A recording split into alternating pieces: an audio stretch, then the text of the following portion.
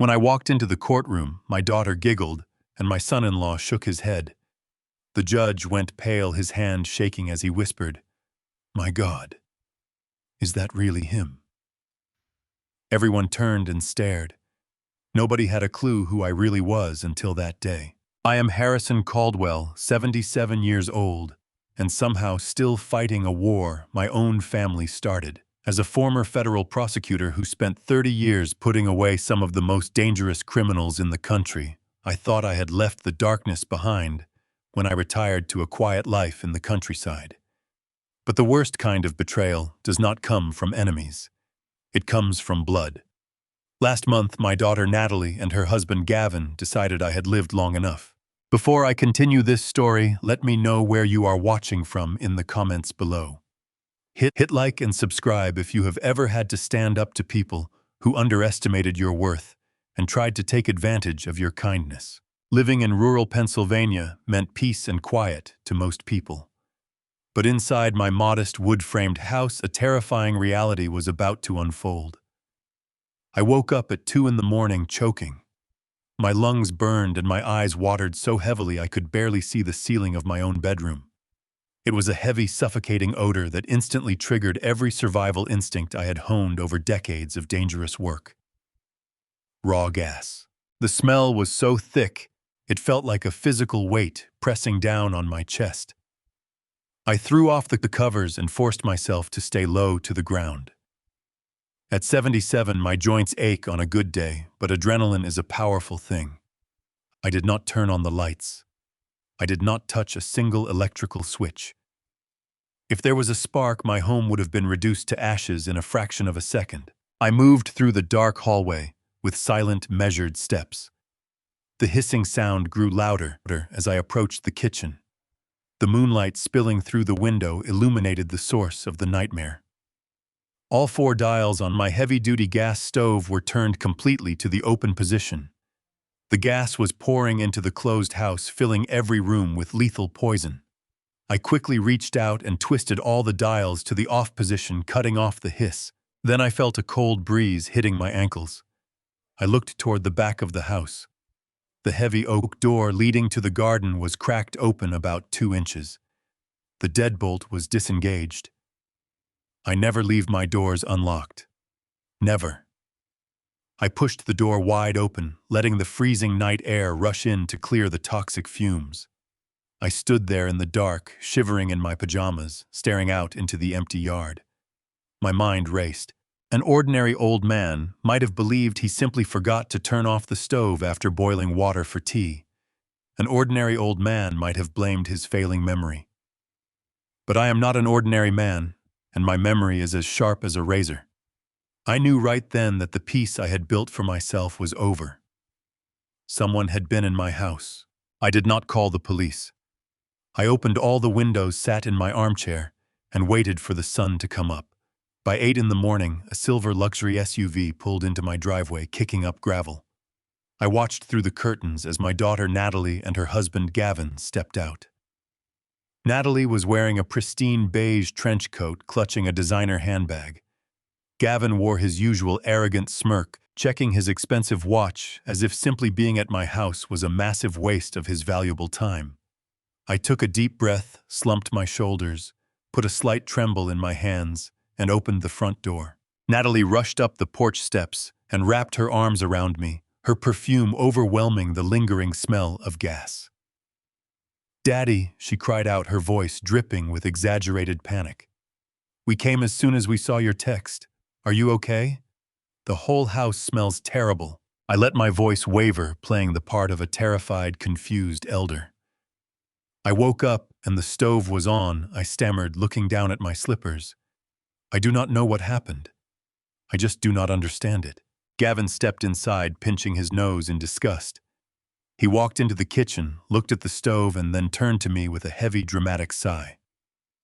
"Harrison," he said, using my first name, with that condescending tone I had endured for years, "this is exactly what we have been talking about. You are slipping. You could have blown yourself to pieces last night.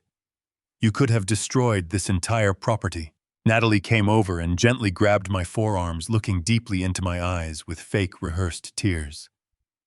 "Daddy, the doctor warned us about this," she whispered softly. "He said your age is catching up to you. He mentioned rapid cognitive decline. We just want to protect you.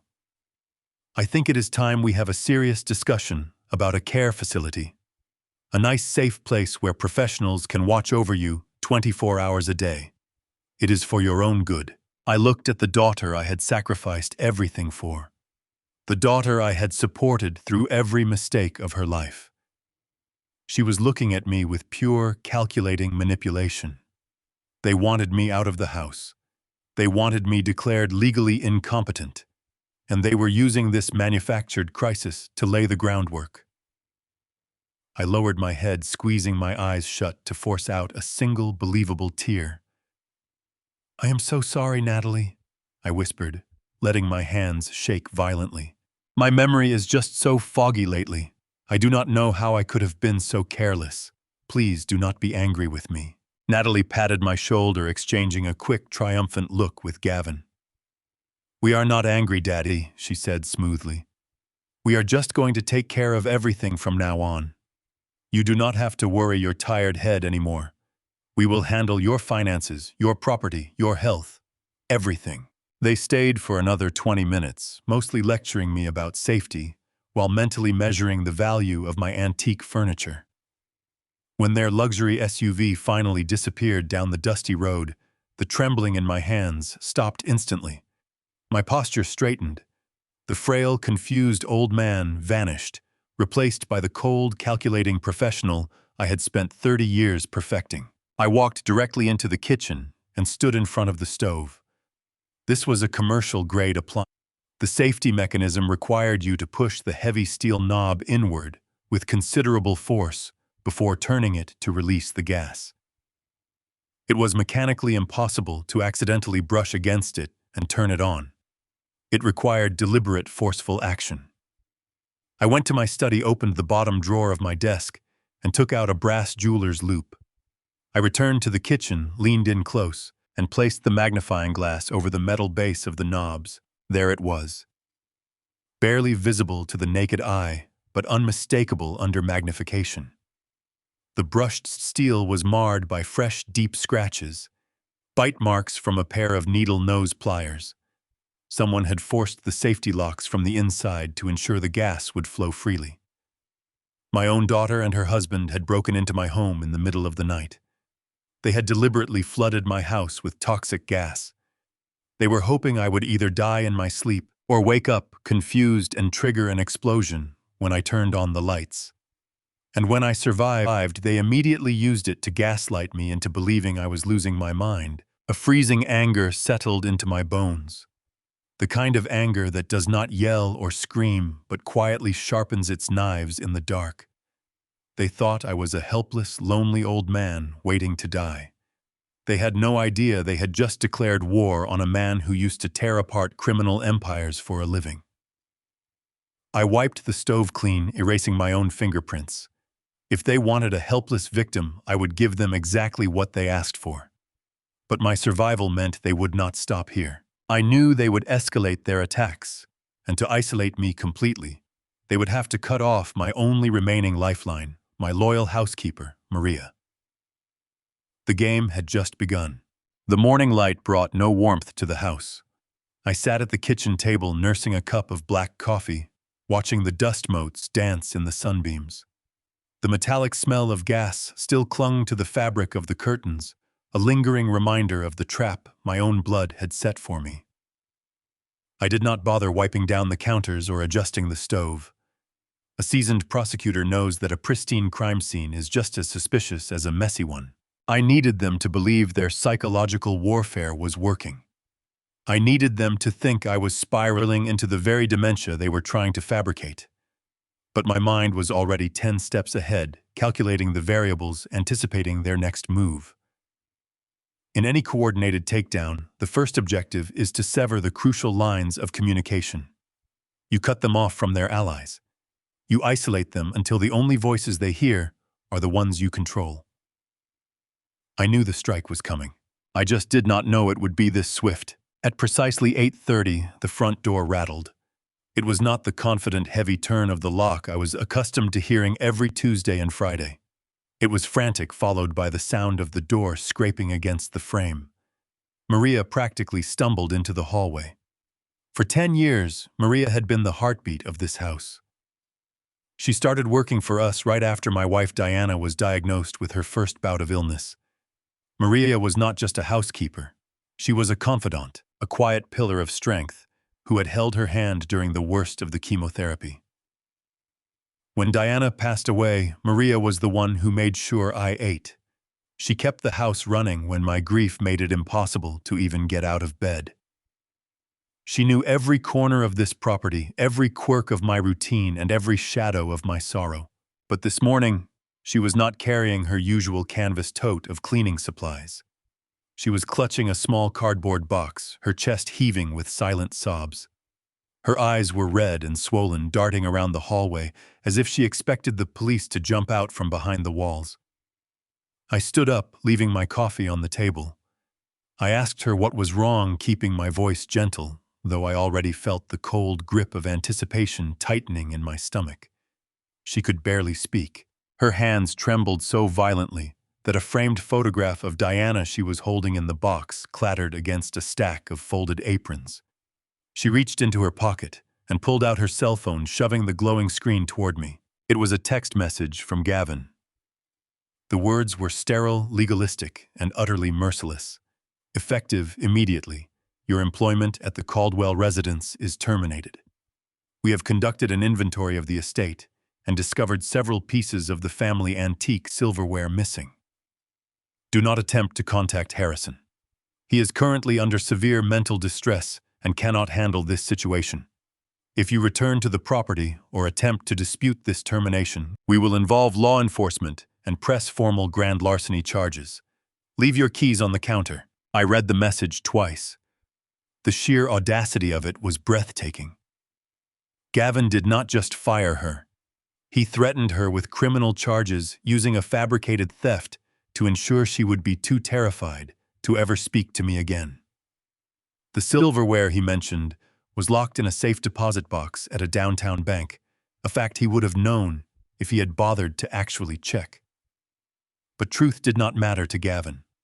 Leverage was all that mattered. He knew Maria relied on this income to support her grandson. He knew she could not afford a lawyer to fight a false accusation. He had calculated the exact pressure point required to break her and remove her from my life. Mr. Harrison, she wept, tears spilling over her cheeks. I swear to you on my life I never touched anything. I would never steal from you. I would never dishonor her precious memory like that. I do not know why Mr. Pierce is saying these things. Please, you have to believe me. I stepped forward and placed both my hands on her trembling shoulders. I looked her dead in the eye, dropping the facade of the frail old man. I told her I knew she did not take a single spoon. I told her I knew exactly what Gavin was doing, and that she had absolutely nothing to fear from his empty threats. The sudden firmness in my voice caught her off guard. She stopped crying for a moment, looking at me with wide, confused eyes. I instructed her to go into the kitchen, make herself a cup of chamomile tea, and wait for me. I told her not to pack another box. I walked into my study and closed the solid oak door behind me. I knelt down beside the heavy mahogany bookshelf on the far wall. Beneath the edge of the Persian rug, there was a loose floorboard. I pried it up with my pocket knife, revealing a small, flush-mounted digital safe. I had installed it myself years ago, specifically for emergency funds and sensitive case files that I did not want floating around the federal database. I punched in the 6-digit code. The heavy metal lid popped open. Inside were neat stacks of $100 bills, passports, and a few encrypted hard drives. I pulled out a banded stack of cash, exactly $5,000, and closed the safe, making sure the rug was perfectly aligned before standing back up. When I returned to the kitchen, Maria was sitting at the table, her hands wrapped around a steaming mug. I slid the thick stack of bills across the polished wood. She stared at the money as if it were a venomous snake. I told her that she was not fired, but she was going to take a paid vacation. I explained that my family was trying to manipulate a very delicate situation, and that her presence here would only make her a target for their cruelty. I told her to take the money, pay his college tuition, and spend a few weeks visiting her sister in Florida. I promised her that when the dust settled, she would have her job back with a significant raise. She tried to push the money back, shaking her head, saying it was entirely too much. I firmly refused, and I did not give her a choice. I gently placed her hands over the stack of cash. I told her it was back pay for all the times she stayed late to keep an old widower company. But I needed one favor in return, something crucial that required absolute discretion. I reached into my pocket and handed her a small piece of paper with specific instructions written on it. Now completely isolated, I must patiently wait for their next move. It arrives in the form of a man carrying a medical bag. He stepped out of a sleek black sedan, wearing a tailored charcoal suit that looked far too expensive for a standard house call. He adjusted his wire-rimmed glasses. Natalie and Gavin flanked him like prison guards escorting a warden. I watched them through the sheer curtains of my living room window. My heart maintained a slow, steady rhythm. Panic is a luxury you cannot afford when you are gathering evidence. I walked back to the kitchen table, smoothed out my flannel shirt, and waited for the inevitable knock. When the front door opened, Natalie led the way, her heels clicking sharply against the hardwood floor. She plastered on a wide, sympathetic smile that did not reach her eyes. "Daddy," she called out, stepping into the kitchen. "We brought someone to see you. This is Dr. Thorne. He is a specialist in geriatric care. We just want to make sure you are feeling all right after the terrible scare with the gas stove." I slowly lifted my head, letting my jaw hang slightly slack. I blinked several times, projecting the image of a bewildered old man who was struggling to process his surroundings. Dr. Thorne stepped forward and offered a firm, practiced handshake. He had the smooth, overly patient voice of a man who was used to talking down to people. He pulled out a chair across from me and placed his medical bag on the table. Before he could begin his routine, I needed to secure my insurance policy. I rested my forearms on the table, my hands trembling just enough to be convincing. Tucked discreetly between my index and middle finger was a military-grade micro-recorder no larger than a thick coin. It was a leftover piece of hardware from my days working with federal investigators, designed to pick up whispers in a crowded room. As I shifted my weight, I pressed my hand flat against the underside of the heavy oak table. The industrial adhesive grabbed the wood instantly. I dragged my empty hand back up and rested it on my lap. The device was now active, recording every single syllable. Dr. Thorne unclasped his bag and pulled out a sleek silver pen and a thick notepad. "Harrison," he began, flashing a rehearsed smile. "Your daughter tells me you have been experiencing some confusion lately. She mentioned an incident with your stove. Can you tell me what happened that night?" I looked at Natalie, then back at the doctor. I let my eyes wander around the room as if searching for a memory that simply was not there. "I do not know," I muttered, making my voice sound thin and fragile. "I woke up and it smelled bad. I think I wanted to make soup. Yes, soup. But it was dark." Dr. Thorne scribbled furiously on his notepad. He leaned in closer, dropping his voice to a low, soothing register that felt incredibly patronizing. "It is perfectly normal to forget things at your age, Harrison. Do you often find waking up in the middle of the night and forgetting where you are? Do you ever feel like your own home is a strange place?" The questions were completely leading. A legitimate medical professional would ask open-ended questions to gauge cognitive function, not feed me a narrative designed to establish legal incompetence. He was building a very specific profile. I needed on-the-record confirmation that I was a danger to myself. I decided to give them exactly what they paid for. I reached for the cup of lukewarm tea sitting in front of me. I made sure my grip was clumsy. As I lifted the ceramic mug, I intentionally tilted my wrist, spilling the amber liquid across the table and onto my lap. I gasped, feigning extreme distress, and began swatting at my pants with uncoordinated movements. Oh my goodness, Natalie sighed, rushing over with a paper towel. Daddy, look what you did. You cannot even hold a cup properly anymore. I looked at her, letting genuine tears pool in the corners of my eyes. The physical mechanics of crying are easy to fake if you know how to control your breathing. I reached out and grabbed her wrist. Diana, I whispered, using the name of my late wife. Diana, I am so sorry. I made a mess. Please do not be mad at me, Diana. The room went entirely silent. Natalie froze the paper towel crushed in her fist.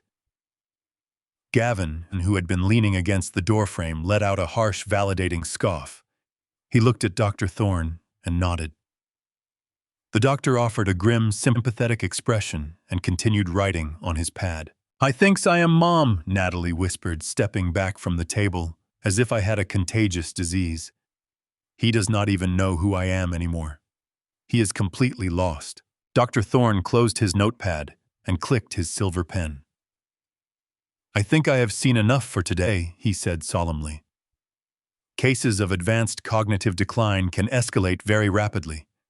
Leaving him unsupervised in this environment poses a severe risk to his physical safety and the safety of the surrounding properties.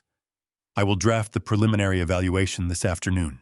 Gavin stepped forward, placing a hand on the shoulder of the doctor. Thank you, Dr. Thorne. We really appreciate you coming out here on such short notice. We are just so worried about his safety. We want to do the right thing for him. I remained slumped in my chair, staring blankly at the spilled tea, keeping my breathing shallow. Before turning to leave, Gavin reached into the inner pocket of his expensive jacket. Thinking I was completely lost in my own world, they didn't even bother to hide their actions. He pulled out a thick manila envelope and pressed it firmly into the chest of the doctor right there in my kitchen. Dr. Thorne did not hesitate.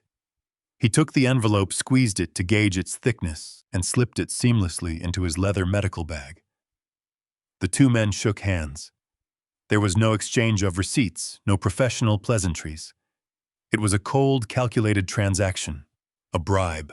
I listened to the sounds of their footsteps retreating down the hallway. I heard the front door open and close. The moment the heavy latch clicked into place, the fog of dementia instantly evaporated from my mind. A bribed doctor means they need legal incompetence fast. But why the sudden urgency? I need access to his office to find out. 3 days after the corrupt doctor left my house, Natalie sent a brief text inviting me for a Sunday roast at their home.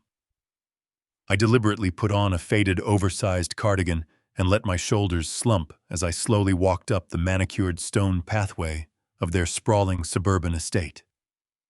Gavin opened the front door with a tight plastic smile. The air inside smelled of expensive roasted lamb and the suffocating scent of pure hypocrisy.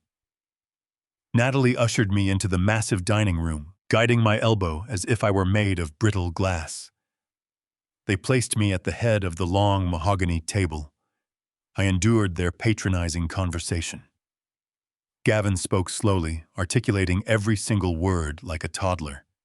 Natalie kept patting my hand, asking if I remembered what day it was. I played the part perfectly. I chewed slowly, let warm gravy drip onto my chin, and stared blankly at the crystal chandelier. My mind was counting the minutes. I needed an opening. Halfway through the meal, I dropped my fork. It clattered loudly against the china. I hunched forward, pressing both hands against my abdomen, letting out a sharp groan. Natalie stood up with a theatrical gasp. I waved her off with a trembling hand, whispering that my stomach was acting up and I needed the restroom. I shuffled out of the dining room, dragging my left foot leaning against the corridor wall. As soon as I rounded the corner out of their sight, my posture straightened. The trembling in my fingers vanished. The frail old man was gone. I bypassed the guest bathroom entirely. My target was at the end of the hallway. Gavin always conducted his business from his private study. It was strictly off-limits to everyone. I pressed my back against the wall, listening to the muffled sounds of Natalie and Gavin arguing in the dining room about how much longer I would be a burden. I had exactly 4 minutes before one of them came looking for me. I reached the study door and turned the handle. It was locked as expected. A solid core door with a high-security deadbolt. For an ordinary 77-year-old man, this would be the end. But I had not spent my career sitting behind a desk. I unclasped my watch strap. Hidden inside the lining were two slender strips of tempered steel, a tension wrench and a hook pick. You do not spend 30 years taking down organized crime syndicates without picking up tactical skills from federal agents. I slid the tension wrench into the bottom of the keyway, applying a feather light pressure. I inserted the hook, feeling for the binding pins inside the mechanism. 1, 2, 3, 4. The cylinder turned with a silent click. 15 seconds. I pushed the door open, slipped inside the dark room, and pulled the door shut behind me, leaving it unlatched a fraction of an inch to avoid the loud strike plate. The study was bathed in the pale glow of a street lamp, shining through the blinds. I did not turn on the desk lamp. I pulled the burner phone from my pocket and turned down the screen, brightness using the faint light to navigate. The air in the room was stale, carrying the heavy scent of expensive scotch and fine leather, the manufactured aroma of a man desperately trying to project an aura of established wealth. I moved with the silent, practiced grace of a shadow. In my younger days, I had embedded myself with undercover federal task forces, learning exactly how to search a highly secure environment without leaving a single microscopic trace of my presence. Every object on Gavin's desk was committed to my memory before I even touched it. The sterling silver letter opener resting at a precise 45-degree angle, the stack of unread financial journals, the crystal decanter that was exactly half empty. If I moved anything even a millimeter out of place, his paranoid, over-leveraged mind would instantly notice. I began lifting folders, scanning the headers with a practiced, sweeping gaze. Everything on the surface looked like standard brokerage material: quarterly earnings reports, mundane client portfolios, municipal bond projections. It was the perfect boring camouflage. But a man who bribes a medical professional to lock his father-in-law in an asylum does not leave his real secrets resting in the open. I crouched down the joints in my knees, protesting the movement, and moved to the heavy oak drawers. The top two were unlocked, filled with expensive pens and thick stationery. The bottom drawer, however, refused to budge. I reached for my picks again, but stopped. White-collar criminals share a universal fatal flaw: they are profoundly lazy. They believe their wealth insulates them from the gritty realities of actual security. I ran my fingertips slowly along the rough underside of the desk edge, feeling the raw wood where the polish ended. Near the center panel, my fingertips brushed against a slight textural anomaly, a strip of medical tape. I peeled it back with my fingernail, revealing a tiny flat brass key. Arrogant, sloppy, and lazy. I inserted the key into the bottom drawer and turned it. The heavy wood slid open smoothly on its oiled metal tracks. Inside, buried beneath a stack of blank manila envelopes, was a thick folder marked with a bright red confidential sticker. I opened it and held up my phone, snapping pictures of every page. Bank statements. Offshore routing numbers. But it was the document at the very bottom that made my blood run entirely cold. It was a certified letter from a prestigious law firm in New York City. The letterhead bore the name of a senior partner. I zoomed in with the camera to read the text. It was addressed to me, Harrison Caldwell. The date on the postage was exactly 1 month ago. The letter detailed the sudden passing of my estranged younger brother, Richard. Richard and I had not spoken in over 2 decades. He had moved to the city, built a massive tech conglomerate, and become a billionaire. I stayed in the country. We lived entirely different lives. But reading the crisp black text on that legal document, I realized Richard had never forgotten me. He had left his entire personal estate to me, a fortune totaling $45 million in liquid assets. The letter urged me to contact the firm immediately to begin the probate transfer. Natalie had intercepted my mail. She had stolen this letter before I even knew my brother was dead. The pieces of the puzzle violently snapped into place. If I claimed that inheritance, the money would belong to me. But if they successfully had me declared legally incompetent before I responded to the law firm, a court-appointed conservator would take control of my entire estate. And the person applying to be that conservator was my daughter. That was the reason for the gas leak. That was the reason for firing Maria. That was the reason for the bribed doctor. They were building an ironclad case to legally erase my autonomy and seize $45 million without my knowledge. I took one final photograph of the notice, carefully placed the folder back exactly how I found it, locked the drawer, and taped the key back under the desk. I slipped out of the study, locking the deadbolt behind me, and walked back to the guest bathroom. I flushed the toilet, washed my hands, and returned to the dining room, slumping my shoulders and dragging my foot. Gavin looked up from his wineglass with profound annoyance. I apologized, saying my stomach was not agreeing with the food. Natalie smiled, that venomous, sympathetic smile telling me not to worry. As I sat there pretending to nibble bread, a new, far more dangerous question formed in my mind.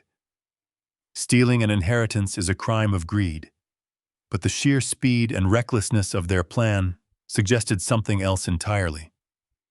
Bribing a doctor and orchestrating a gas leak within days was sloppy. It was frantic.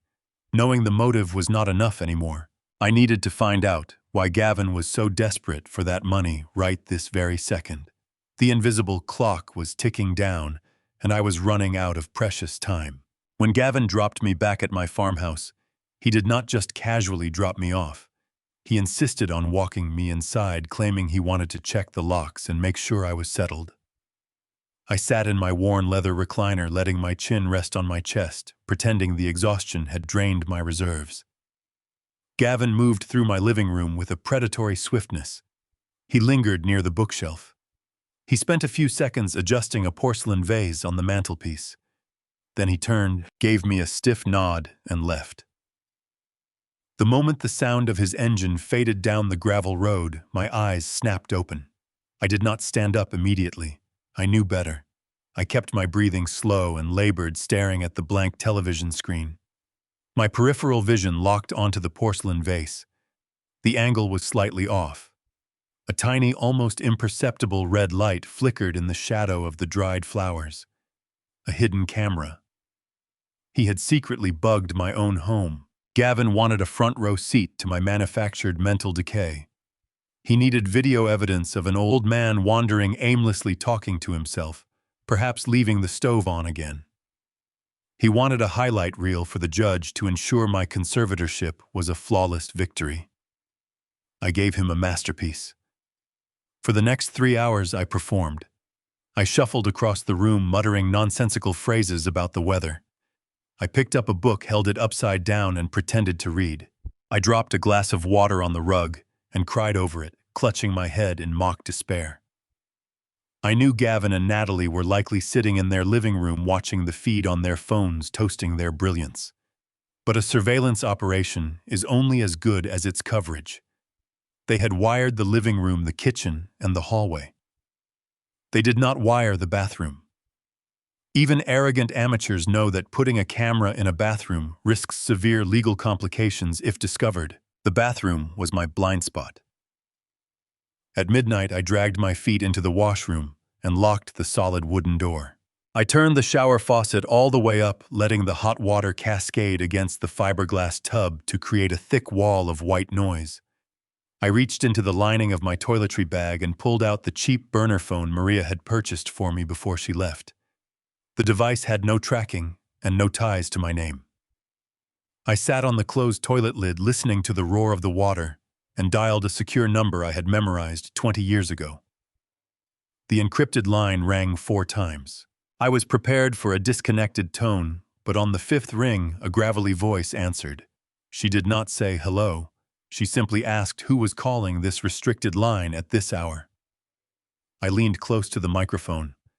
I told her I needed a ghost, and I needed one by yesterday. There was a profound silence on the other end of the line. Then a low chuckle echoed through the receiver. Beverly knew my voice instantly. Beverly was not just an old colleague. She was the most ruthless forensic accountant the federal government had ever employed. When we took down the Romano family, I was the one standing in the courtroom presenting the evidence. But Beverly was the one who crawled through the sewers of their financial records to find the bodies. She had retired to a town years ago, but minds like hers never truly turn off. She asked me if I was finally coming out of retirement. I told her my retirement was currently trying to murder me. I quickly detailed the situation. I explained the gas leak, the bribed medical professional, the hidden cameras, and the stolen inheritance letter from my deceased brother. Beverly listened without an interruption. She did not offer empty sympathy. She operated purely on raw data. I pulled out the small piece of paper where I had transcribed the information I photographed in Gavin's study. I read off the offshore routing numbers, the domestic tax identifiers, and a meticulous list of shell company names that Gavin was using to filter his supposed brokerage funds. Beverly typed furiously on a loud mechanical keyboard in the background. I gave her the parameters. I needed to know exactly where Gavin's money was moving, who was holding his leash, and why he needed $45 million injected into his accounts right this very second. Beverly stopped typing. She told me to destroy the burner phone the moment I hung up and to expect a secure encrypted drop in exactly 48 hours. She promised me a dossier that would tear his life down to the studs. I thanked her, snapped the burner phone in half, and flushed the components down the drain. I turned off the shower, splashed cold water on my face, and shuffled back out into the view of the hidden cameras, looking like nothing more than a tired, confused old man waking up for a midnight bathroom trip. I climbed into bed and stared at the dark ceiling. The trap was finally set, but waiting for the heavy steel jaws to snap shut was an agonizing torture of its own. 48 hours is a lifetime when you are locked in a cage with your predators. During this waiting period, Natalie and Gavin escalated their campaign of psychological abuse. They returned the following morning under the guise of helping me organize the house. In reality, they were stripping away my final layers of independence. Natalie went through my pantry and threw away half my food, claiming it was expired and unsafe for my delicate stomach. She replaced my hearty meals with bland, pureed soups and nutritional shakes, treating me like a completely and utterly helpless invalid who could no longer chew solid food. I sat in my armchair, forcing my hands to tremble repeatedly, apologizing for being such a burden. Gavin took my car keys from the brass hook by the door and slipped them into his pocket. He smoothly announced that my driving days were permanently over, citing the fake-purchased medical report from Dr. Thorne. They were locking me inside my own life brick by brick. They changed the deadbolt on the front door, handing me a new key that I knew perfectly well did not fit the brass cylinder. They desperately wanted me to try to leave, find myself trapped inside, and panic on camera. Every indignity, every condescending head pat, every single fake tear Natalie shed while telling me she loved me fueled the freezing fire burning in my chest. I swallowed the cold, pureed soup. I smiled vacantly at their insults. I let them believe they had broken my spirit. They thought they were dealing with a decaying mind, a vulnerable target who had surrendered and given up the fight. They had absolutely no idea that I was simply waiting patiently for the ultimate weapon to be delivered. The invisible countdown was almost over. Those 48 hours of waiting were a grueling masterclass in psychological endurance. I drew heavily upon my memories of week-long federal stakeouts and exhausting multi-day interrogations of cartel lieutenants who refused to break. I knew that my absolute survival meant maintaining the flawless illusion of pathetic surrender. Natalie and Gavin took profound, sadistic delight in my fabricated misery. Whenever they visited, they began speaking to me in the third person, even when I was sitting right next to them on the sofa. "He doesn't even understand what's happening anymore." Natalie would sigh dramatically while aggressively wiping my chin with a rough paper napkin, treating a grown man like a burdensome toddler. Gavin took to openly mocking my physical frailty, intentionally moving my walking cane just out of reach to watch me struggle and tremble to stand up from my armchair. I absorbed every single insult, every condescending head pat, and every fake tear with a hollow, vacant stare. I knew exactly where their hidden cameras were positioned, one behind the porcelain vase, one nestled in the upper shadow of the kitchen cabinetry, and a third disguised as a digital clock in the hallway. I weaponized their own surveillance network against them. I curated a flawless 24-hour live broadcast of a decaying mind. I spent hours staring blankly at blank walls. I would shuffle into the kitchen, open all the cabinet doors, stare at a can of soup for 20 solid minutes, and then wander away without eating a single bite. I intentionally wore my slippers on the wrong feet. I even wet a sponge and stained the front of my flannel trousers to simulate incontinence, enduring the utter burning humiliation solely to feed their arrogant certainty. But when the sun finally went down and the house plunged into darkness, the frail old man vanished into the blind spot of the bathroom. There, locked beneath the roar of the hot shower, my mind was a lethal steel trap. I paced the small tiled floor, aggressively reciting the offshore routing numbers and shell company names I had memorized. I shadowboxed the upcoming courtroom confrontation, anticipating every possible legal objection their high-priced lawyer might throw at the judge, formulating airtight, devastating counter-arguments for each one. I was sharpening my blade in the dark, while they slept soundly in their suburban mansion, entirely convinced they had successfully hunted the lion. They had absolutely no idea that the lion was merely waiting for them to confidently step inside the cage. Later that afternoon, I shuffled out to my mailbox at the end of the driveway. I made a show of looking confused, checking the empty metal box twice for the benefit of the hidden cameras. But as I leaned heavily against the wooden post, my hand slipped behind the structure. Taped to the back of the post, completely out of sight, was a small waterproof package. Beverly had arranged the drop perfectly. I palmed the package, slipped it into my pocket, and shuffled back to the house, stopping twice to catch my breath. I waited until midnight, retreating to the blind spot of the bathroom, sitting on the closed toilet lid with the shower running, to drown out ambient noise. I broke the seal on the waterproof bag. Inside was an encrypted flash drive and a thick stack of printed documents.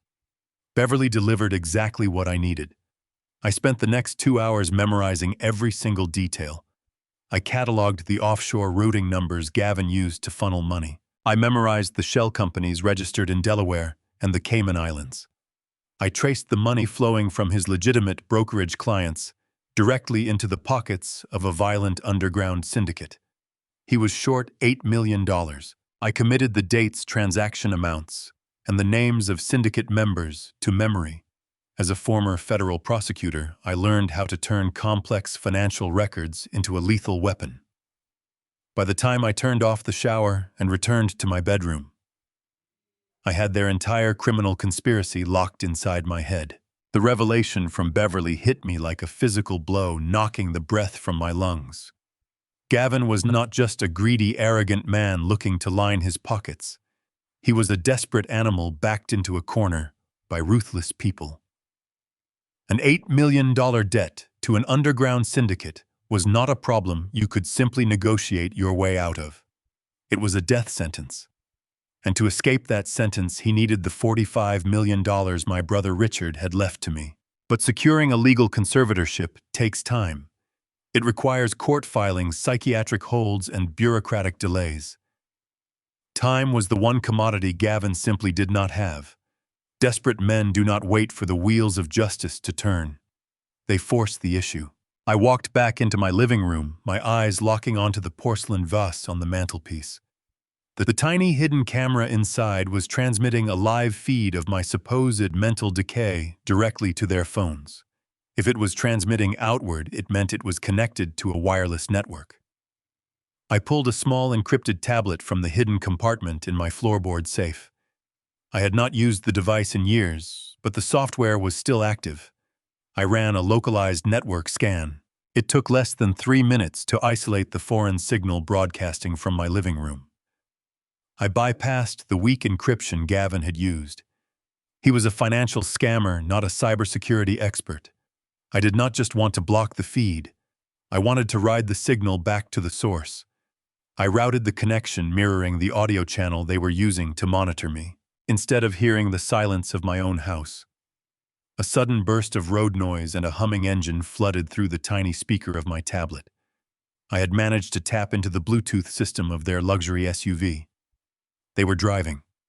I sat on the edge of my bed, staring blankly at the wall, gripping the edges of the tablet, as their voices filled the quiet space of my bedroom. Gavin was speaking fast, his words clipped and frantic. "It is taking too long," he snapped, his voice trembling with a panic I had never heard from him before. "The judge has not even scheduled the preliminary hearing for the conservatorship yet. The cartel gave me until the end of the month, Natalie. Do you understand what that means? If I do not wire them the $8 million, they are not going to take me to court. They are going to put me in the trunk of a car. We need to access that inheritance right this second. We cannot wait for some slow judge to sign off on his dementia." I held my breath. I waited for my daughter to react. I waited for Natalie to show shock, to tell her husband that he had gone too far, to demand they find another way to handle his criminal debts without destroying her father. I waited for a shred of the little girl I had raised to surface. Her voice, when it came through the speaker, was chillingly calm. It lacked any trace of the sweet, exaggerated sympathy she wore like a mask whenever she stepped into my home. It was the voice of a pure, unadulterated predator. "Then we do not wait for the court," Natalie said smoothly, the sound of the turn signal clicking rhythmically in the background. "The conservatorship was the clean way, but if you are out of time, we take the direct route." "What direct route?" Gavin asked, breathing heavily. Natalie did not hesitate. "We go over there tomorrow night. We bring the sweeping medical and financial proxy. It gives me immediate, unquestionable authority over his entire estate. I will brew his evening tea just like I always do, but I will double the dose of the sedatives. We get him groggy. We guide his hand to sign the paper. And then, what Gavin demanded. A piece of paper does not instantly transfer $45 million into our accounts. He is still alive. The trust officers will want to speak to him directly." "That is exactly my point," Natalie replied, her voice dropping to a harsh whisper. "He will not be able to speak to anyone. Once the ink is dry on that proxy, we guide him toward the top of the basement stairs. We let gravity do the work. He is a frail, confused 77-year-old man with a documented history of severe cognitive decline and a recent near-fatal accident with a gas stove.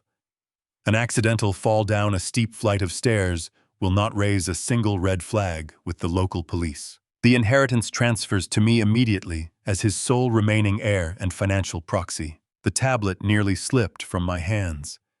The room around me seemed to spin, the walls pressing inward. My heart shattered into 1,000 jagged pieces. I closed my eyes, and for a brief, agonizing moment, I was no longer a hardened federal prosecutor. I was just a father. I saw flashes of a little girl in a yellow dress running through the sprinklers in the backyard. I remembered working 60-hour weeks poring over case files until my eyes bled, just to make sure her college tuition was paid in full, so she would never have to take out a student loan. I remembered holding her hand as she walked down the aisle to marry the man who was now sitting beside her, plotting my execution. She was my flesh and blood. She was the child Diana and I had prayed for, the center of our universe. And she was casually planning to drug me, steal my brother's legacy, and push me down a flight of stairs to cover her husband's gambling debts. The grief hit me like a tidal wave, heavy and suffocating. A tear escaped my eye, rolling down my weathered cheek, falling onto the glass screen of the tablet. I mourned the daughter I thought I knew. I mourned the family I thought I had built. And then, just as quickly as the grief had arrived, it vanished. It was replaced by a sensation I knew intimately. It was the absolute freezing rage that had fueled my entire career. It was the cold, calculating fury that allowed me to dismantle violent crime syndicates and stare down murderers without blinking. The man sitting on that bed, mourning his daughter, died in that exact moment. The father was gone. Only the prosecutor remained. They thought they were hunting a wounded animal. They thought I was a pathetic, decaying obstacle standing between them and a fortune. They had grossly miscalculated. I wiped the single tear from my face. My hands were no longer shaking. My breathing slowed. The time for playing the helpless victim was officially over. I turned off the tablet, severing the audio feed. I walked to the closet and pulled out a fresh flannel shirt. I brewed myself a strong cup of black coffee. I sat in the dark. They were coming tomorrow. Let them bring their poison. The sun dipped below the tree line, casting long, jagged shadows across the hardwood floor of my living room. I sat in my armchair, the stillness of the house pressing against my ears. I knew they were coming. The intercepted audio from their car had made their timeline perfectly clear.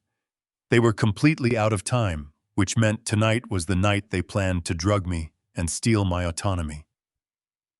I did not turn on the lamps. I let the twilight fill the space, cultivating the pathetic atmosphere of a lonely, deteriorating old man waiting for the end. At precisely 7, the headlights swept across the front window. I heard the lock click. They did not knock anymore. They simply let themselves in, treating my home as if it were already a property waiting to be liquidated. "Daddy, we brought dinner," Natalie called out from the hallway. Her voice was bright, energetic, and completely terrifying.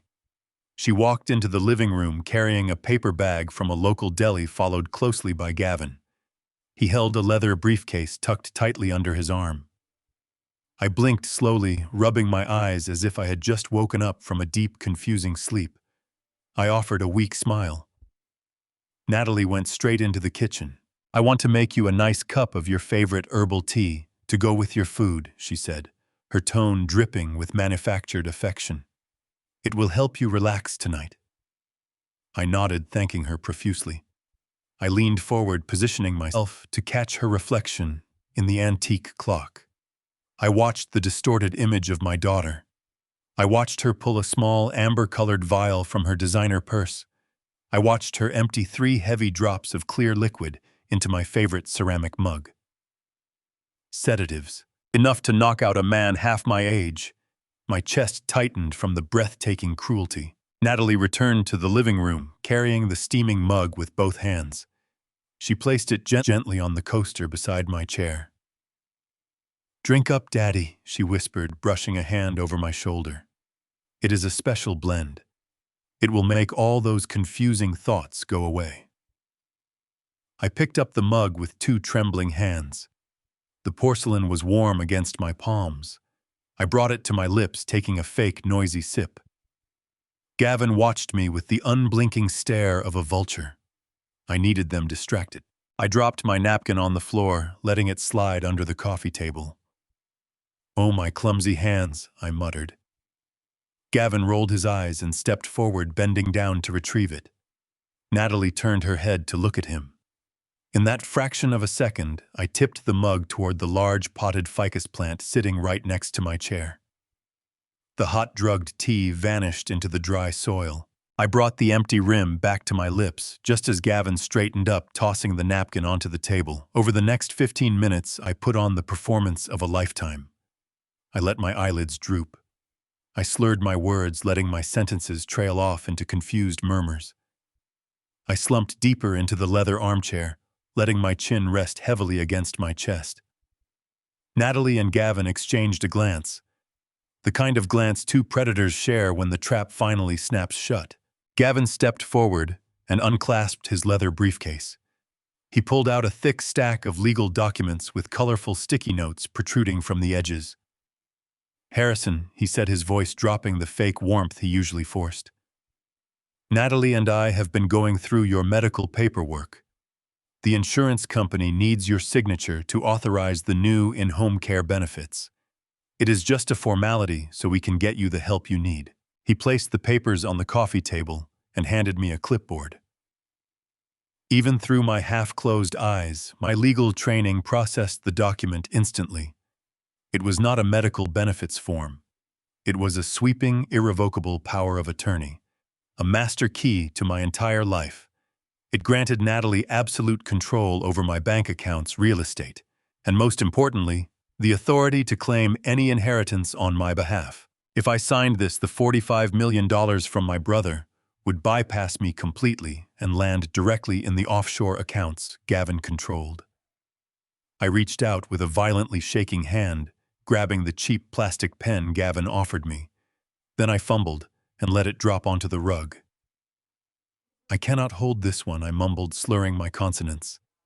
"It is too thin. I need my lucky pen." My fingers hurt. Natalie sighed, clearly annoyed by the delay. "Where is your lucky pen, Daddy?" I pointed a trembling finger toward my flannel shirt pocket. I pulled out a thick, heavy silver fountain pen. I clicked the cap of the heavy silver pen. Gavin watched impatiently, tapping his foot. "Just sign on the sticky notes, Harrison," he urged, pointing to the bottom of the page. I pressed the nib against the thick legal paper. I signed my name with slow, jagged, deliberate strokes. I flipped to the second page and signed again. Then the third. What they did not know, what they could not possibly comprehend, was the origin of that pen. It was part of the encrypted drop Beverly had arranged for me. It was filled with a specialized military-grade thermal fading ink. To the naked eye, the signature looked completely permanent, identical to standard black ink. But the chemical composition was highly unstable at room temperature.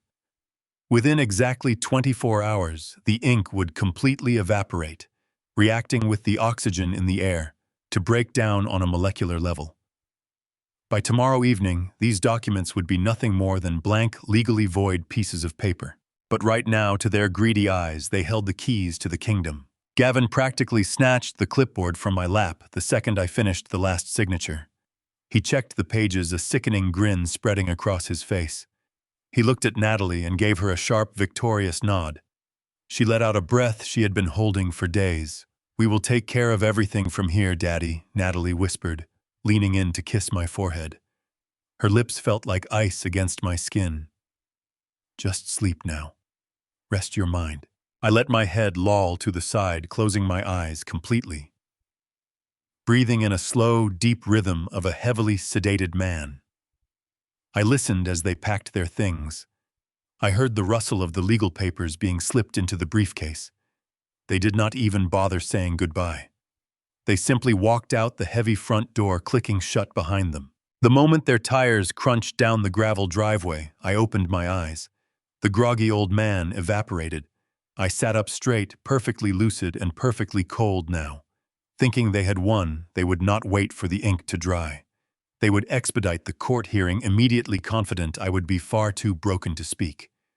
They had built their perfect trap. They just stepped directly inside it. The next 48 hours moved with a heavy, suffocating slowness. I maintained my routine inside the farmhouse, playing the part of a man whose mind was slipping into the abyss. I watered the houseplants purposefully, overfilling the pots until muddy water spilled onto the hardwood floors. I left cabinet doors wide open.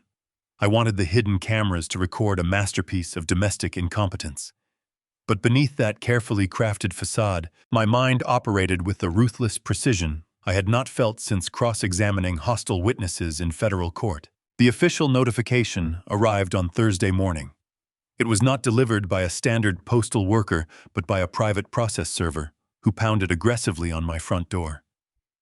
I answered, wearing a mismatched sweater, my hair uncombed. He thrust a thick envelope into my trembling hands and walked away without a single word. I carried the document to my kitchen table, sliced it open with a dull butter knife, and spread the crisp white pages across the wood. It was an emergency petition for a closed conservatorship hearing. Their legal arguments were a masterclass in manipulation.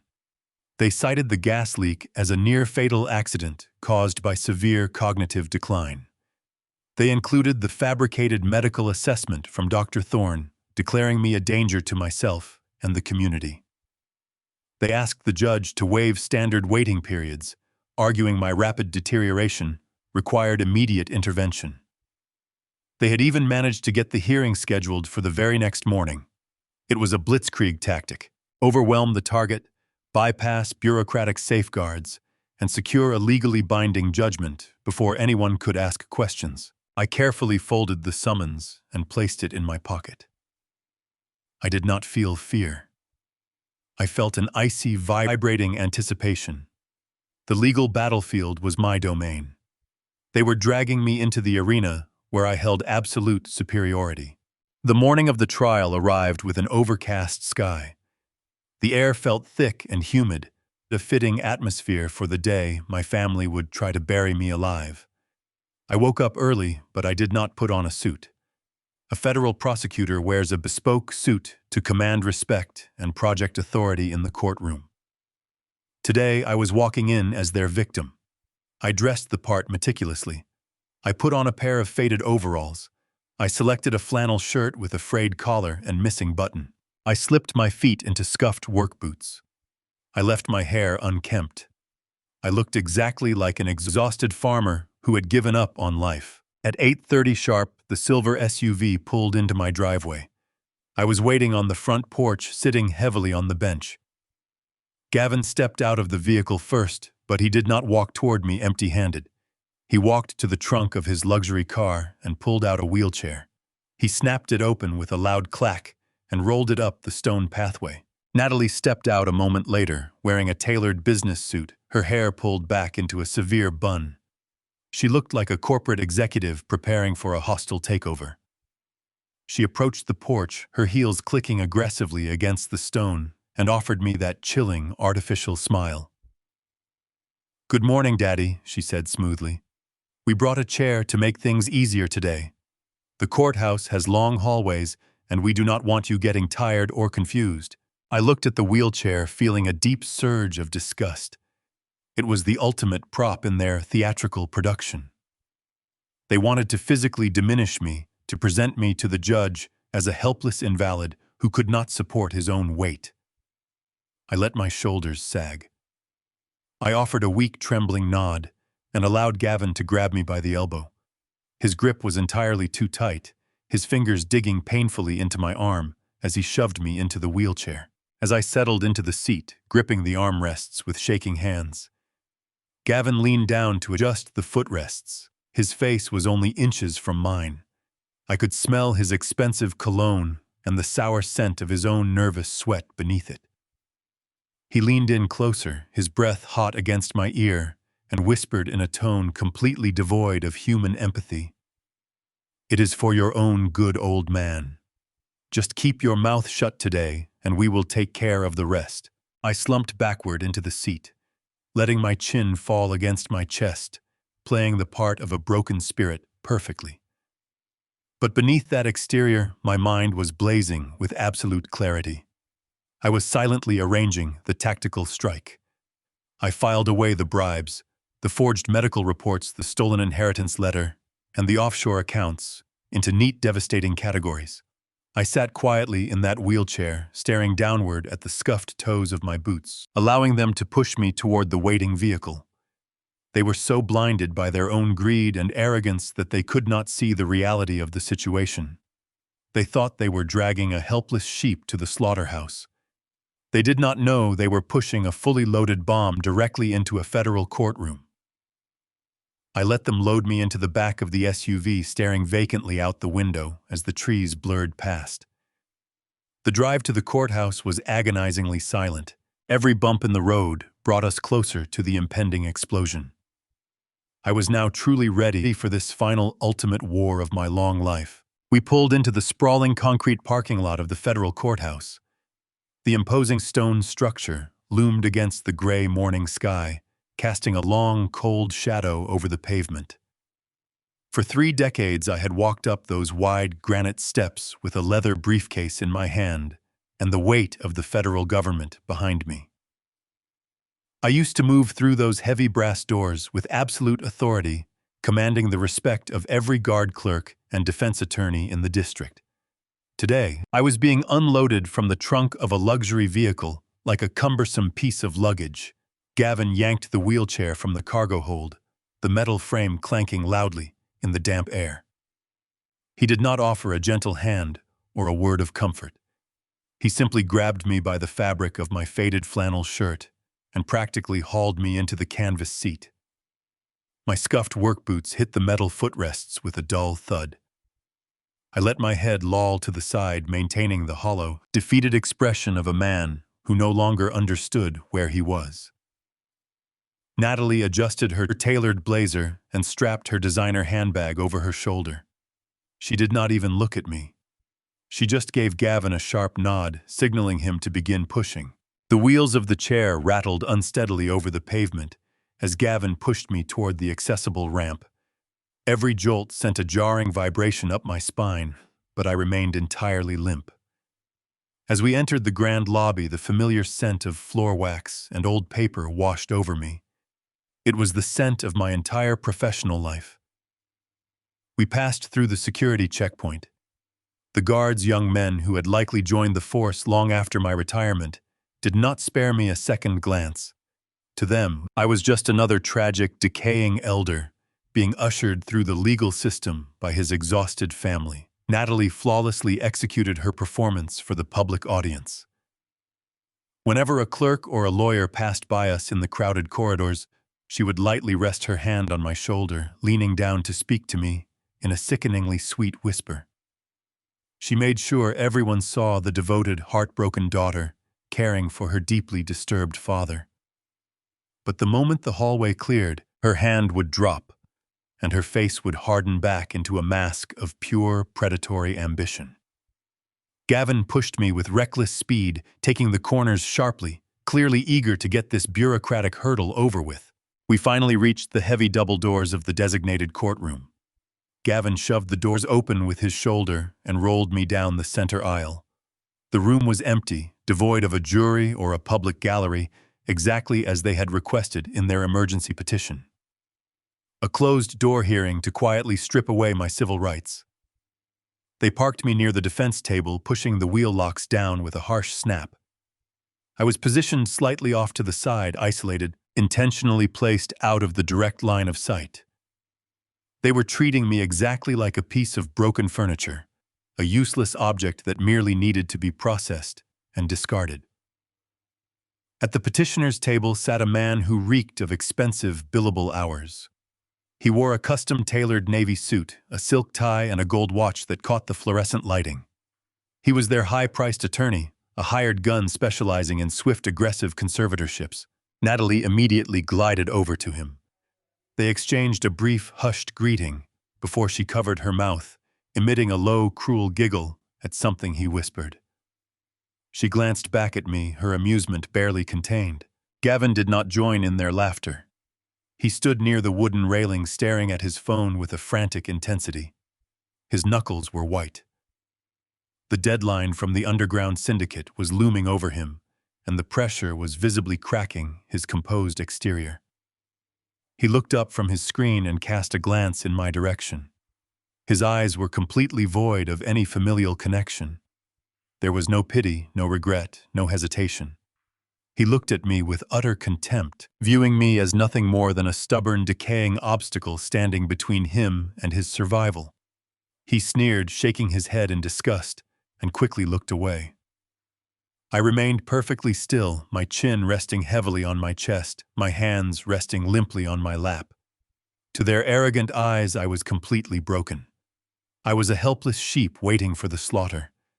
They had no idea that beneath my tattered clothing, my heart was beating with the steady, measured rhythm of a seasoned predator. I mentally cataloged every single piece of ammunition secured. The audio recording of their murder plot was resting safely in my pocket. The federal financial dossier detailing Gavin and his Ponzi scheme was prepared. The knowledge of the thermal fading ink on their fraudulent power of attorney was my hidden shield. I had built a flawless tactical counteroffensive. The silence in the courtroom grew heavy, thick with the suffocating weight of their greed. The high-priced lawyer arranged his documents on the polished wooden table. I saw the fabricated medical evaluation from the bribed doctor resting on top of his stack. I could see the petition to declare me a ward of the state. They were so incredibly confident. They believed they had outsmarted the system, bypassed all the safeguards, and secured a clean, untraceable victory. They thought money and manipulation guaranteed their success. I kept my breathing shallow, allowing a slight tremor to shake my left hand, continuing my flawless performance. Every second that passed was another second they spent basking in their false triumph. I wanted them to feel victorious. I wanted them to taste the millions they thought they were about to steal. The higher they climbed on their pedestal of arrogance, the more devastating their inevitable fall would be. My eyes traced the familiar wood grain of the judge's bench. I knew exactly how this room functioned. I knew the acoustics, the procedures, and the absolute authority held by the person who sat behind that elevated desk. The heavy oak doors at the back of the courtroom suddenly clicked. The brass handle turned slowly. The low murmur of conversation between Natalie and her lawyer instantly ceased. Gavin shoved his phone into his pocket and stood up straight, adjusting his expensive tie. The bailiff, a stern woman in a crisp uniform, stepped out from the side chamber and cleared her throat, her voice echoing sharply. "All rise," she commanded. I remained seated in my wheelchair, my head still bowed, my hands resting weakly on my knees. I listened to the sound of the heavy oak doors opening. I heard the rhythmic footsteps stepping onto the carpeted floor. The judge enters the room. Judge Mitchell ascended the steps to his elevated bench with a practiced, solemn dignity.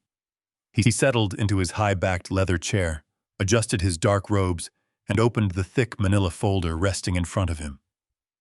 The courtroom was absolutely silent, save for the faint hum of the air conditioning. He briefly scanned the preliminary paperwork, his expression neutral and bureaucratic. Then he lifted his head to address the room. His eyes swept past the petitioner's table, where Natalie and Gavin sat, brimming with arrogant confidence. His gaze drifted to the isolated corner where they had parked my wheelchair. He looked at me.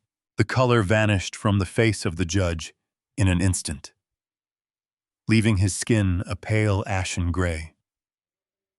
The heavy wooden gavel he had just picked up slipped from his fingers, clattering loudly against the polished mahogany desk.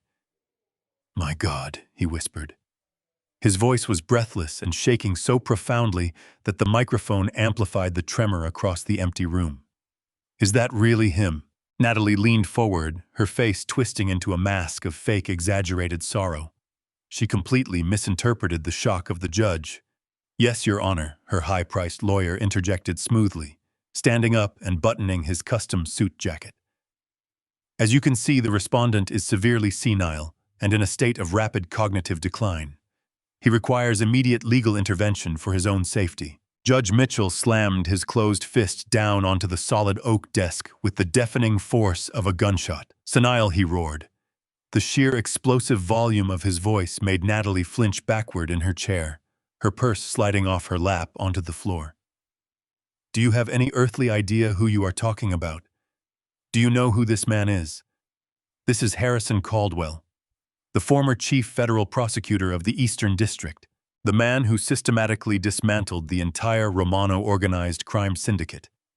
He possesses the sharpest, most relentless legal mind I have ever encountered in my 30 years on this bench." The absolute silence that followed the judge's explosive revelation was heavy enough to crush bone. You could hear the sudden sharp intake of breath from the court reporter.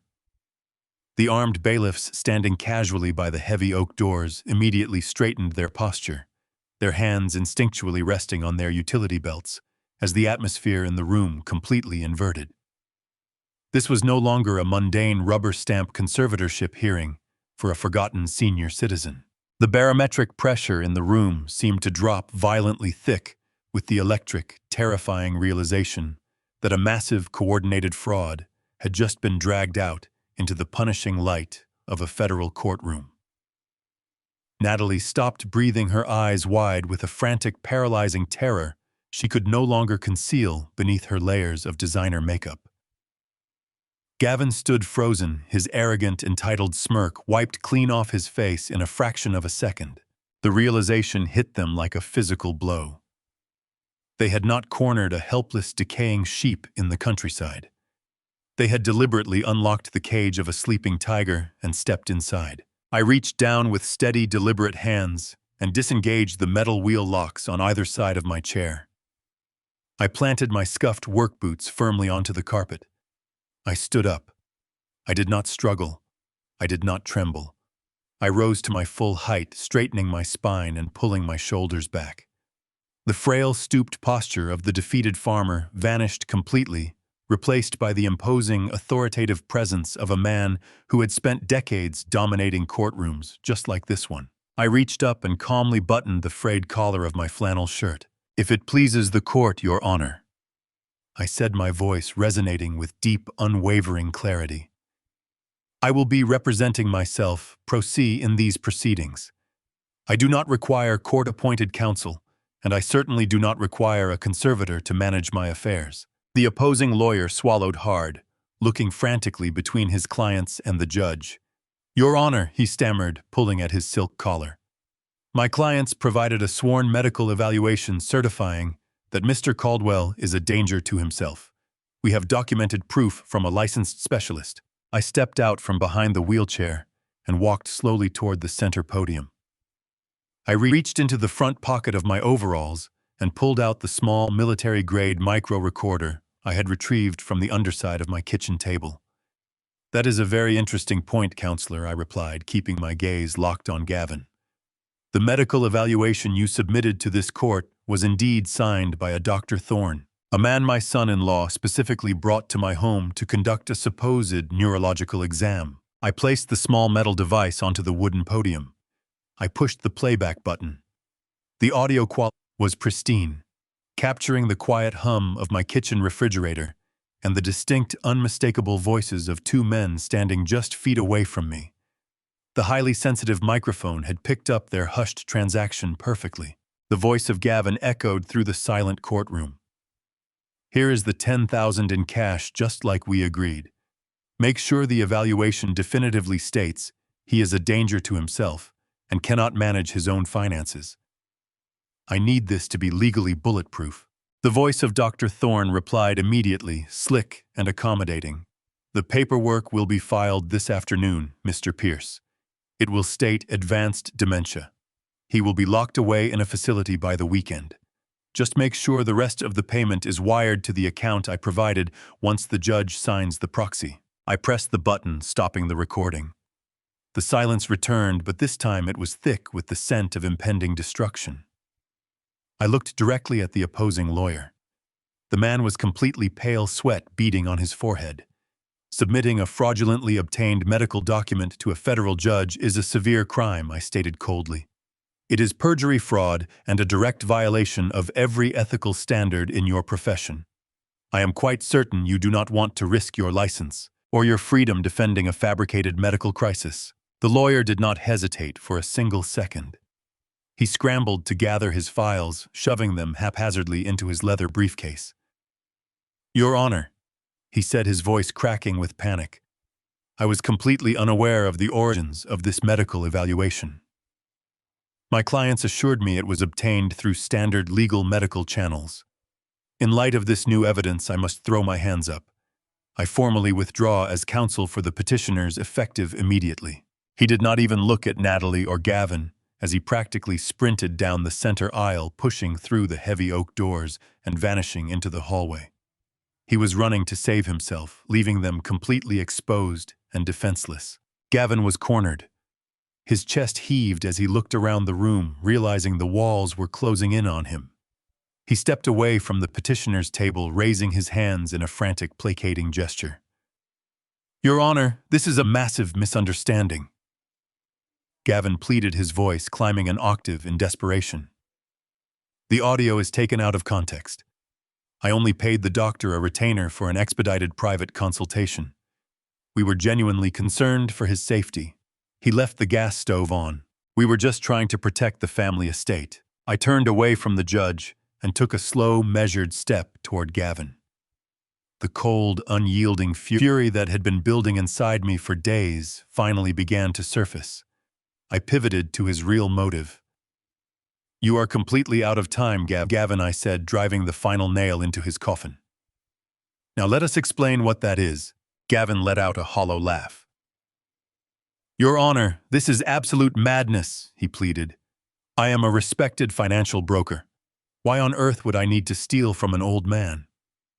He is just confused, twisting genuine care into some absurd delusion. I stood silently, letting him dig his grave deeper.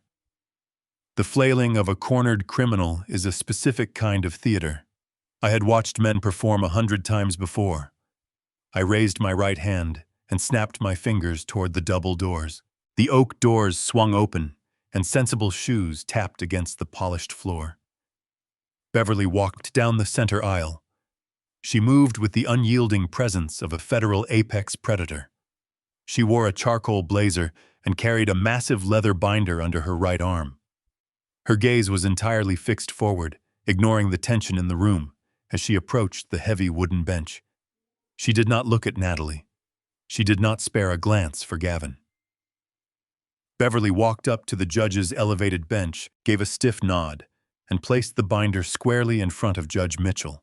If it pleases the court, I said, allow me to introduce a former colleague and certified forensic accountant who spent the last 48 hours tearing apart the portfolios my son-in-law bragged about. Your Honor, the binder resting in front of you contains a classified dossier compiled from federal financial monitoring databases. It outlines an undeniable trail of massive wire fraud, grand larceny, and international money laundering. Gavin stumbled backward. His shoulders hit the wooden railing. He opened his mouth to speak, but no sound came out. The blood evacuated his face, leaving him looking like a polished corpse. He gripped the wood, trying to steady his trembling legs as reality set in. Judge Mitchell adjusted his reading glasses and opened the heavy leather cover. I could see his eyes tracking across the pages, absorbing the catastrophic financial data Beverly had compiled. My son-in-law is not a successful broker. I continued, my voice amplifying across the room. He is operating a textbook Ponzi scheme, actively defrauding investors to float a lavish lifestyle while pretending to be a financial genius to his wealthy suburban neighbors who blindly trusted him with their retirement savings. As you will see on page 42 of that dossier, traditional banking institutions began flagging his domestic transfers 3 months ago. Once his legitimate liquidity dried up, he turned to illegal lenders to keep his fabricated empire afloat. You see, Gavin made a catastrophic miscalculation, I told the court. Never breaking eye contact with the trembling man in front of me.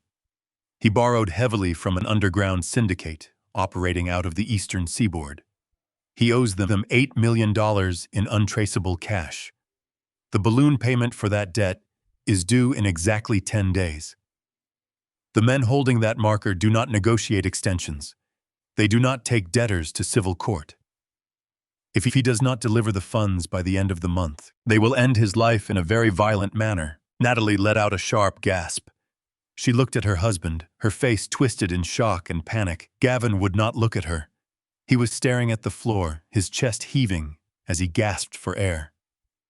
The illusion of their perfect suburban existence was evaporating right in front of her eyes. That brings us to the motive, I stated, turning my attention back to the judge. 3 weeks ago, my estranged brother passed away in New York, leaving a personal estate valued at $45 million entirely to me. My son-in-law intercepted the certified notification. He knew that if I claimed the inheritance, the funds would remain in my secure accounts. But if he could manipulate this court into declaring me legally incompetent before I responded to the probate attorneys, my daughter would be granted sweeping financial proxy. The $45 million would flow directly into the accounts he controls, saving him from a violent execution and leaving me locked inside a psychiatric ward for the rest of my natural life, forgotten and completely abandoned. Judge Mitchell flipped through the remaining pages of the dossier. The silence punctuated only by the rustle of paper. He closed the binder and took off his glasses. He looked down at Gavin with an expression of pure, concentrated revulsion. He had seen many criminals in his courtroom, but family betrayal always carried a unique stench of depravity. Mr. Pierce, the judge, said, his voice dropping to a dangerous baritone. The financial evidence presented in this dossier is staggering. I am immediately referring this entire file to the federal authorities for a comprehensive criminal investigation. You are not leaving this courthouse today. The absolute finality of the statement snapped the last thread of sanity in Gavin. His eyes went wide, flashing with a wild, cornered desperation.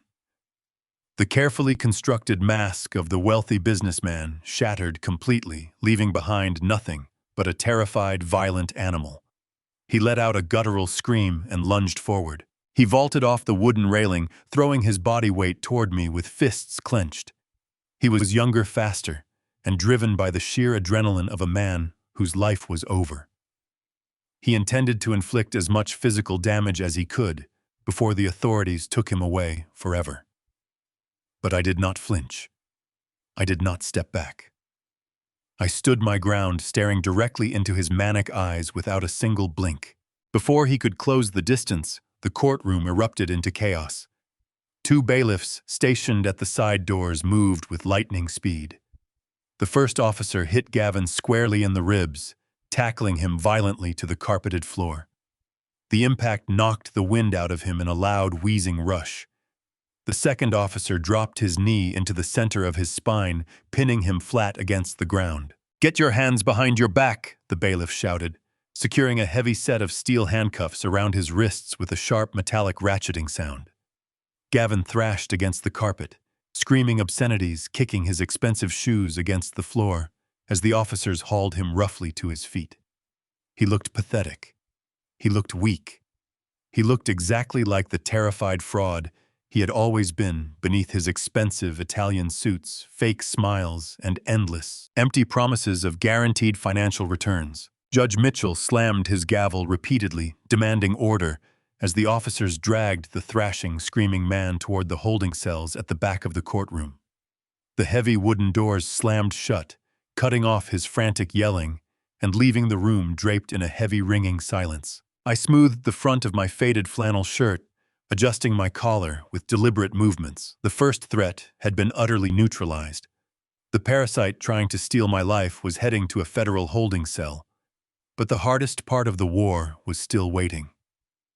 I turned my head, shifting my freezing, unyielding gaze toward the petitioner's table. I locked eyes with my daughter. The little girl I had raised was gone. Only a heartless stranger remained. Natalie stared at the wooden doors where her husband had just been dragged away. She was calculating her survival. A master of manipulation, she knew her only option was to secure a lifeboat. She turned her face toward Judge Mitchell, and the arrogant executive vanished. Her shoulders collapsed. Tears spilled over her lower lashes and streamed down her pale cheeks. She let out a ragged, theatrical sob. "Daddy," she wept, her voice cracking with manufactured devastation. "I am so sorry. I had absolutely no idea he was involved in any of this. I did not know about the money he owed. He manipulated me just like he manipulated everyone else." Sheetha took a hesitant step toward the center podium, holding her hands out in a pleading gesture. She looked like a terrified, heartbroken little girl. "He told me you were truly sick," she sobbed. "He brought that terrible doctor to the house and told me your mind was fading. He convinced me that if we did not step in, you were going to accidentally kill yourself. I just wanted to keep my father safe." I stood at the podium, watching the tears ruin her makeup. Had I been an ordinary father, I might have rushed forward to embrace her. But I was the man who had sat in the dark, listening to her voice coming through an encrypted audio stream. I let her cry for a full minute, allowing her to dig her own grave with every fabricated sob. When her cries began to taper off, I finally spoke. My voice was a flat, freezing monotone that cut through her performance like a razor. "You were always an exceptional liar, Natalie," I stated. "Even when you were a teenager, you could look me dead in the eye and weep tears of absolute innocence while hiding the truth. Now I realize it is the core of your character." Her weeping hitched. Confusion flickered in her eyes. "Daddy, please," she pleaded. "You cannot mean that." "I am your daughter." I turned my body away from her, shifting my focus entirely to the elevated bench. "Your Honor," I said, maintaining my formal tone.